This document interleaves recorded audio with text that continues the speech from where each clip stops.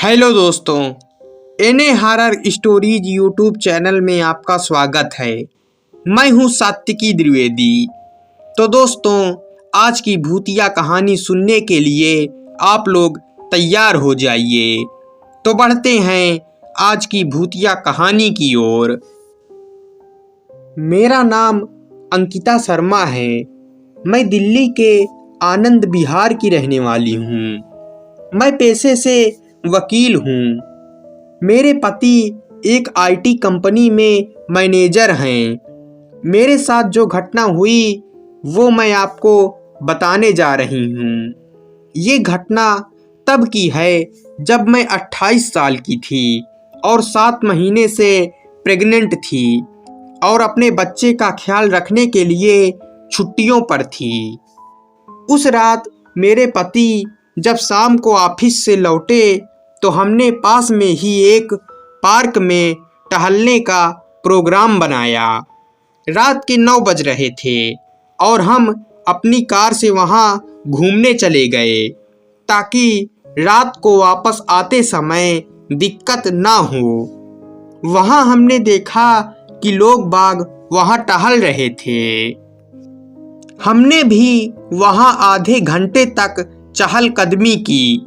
फिर जब हम थक गए तो वापस चलने की सोची। मेरे पति ड्राइवर सीट पर थे और मैंने जैसे ही अपनी तरफ के कार का गेट खोला तो एक बूढ़ी औरत मेरे ड्रेस को खींचने लगी। मैंने इसे नॉर्मल बात समझकर उसे बिना पैसे दिए कार में बैठ गई। हमारी कार 5 मिनट चली ही थी और जब हमारी गाड़ी लाल बत्ती पर रुकी तो फिर वही बूढ़ी औरत हमें सामने दिखाई दी।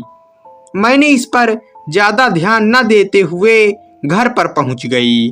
अगली रात मेरे पति किसी बिजनेस वर्क के लिए शहर से बाहर गए हुए थे और मैं घर पर अकेली थी।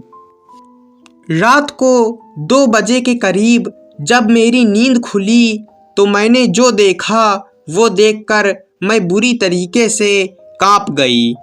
मैंने देखा कि वो बूढ़ी औरत मेरे पलंग के बगल में बैठी हुई थी और कह रही थी, मेरे करीब आओ, मेरे करीब आओ।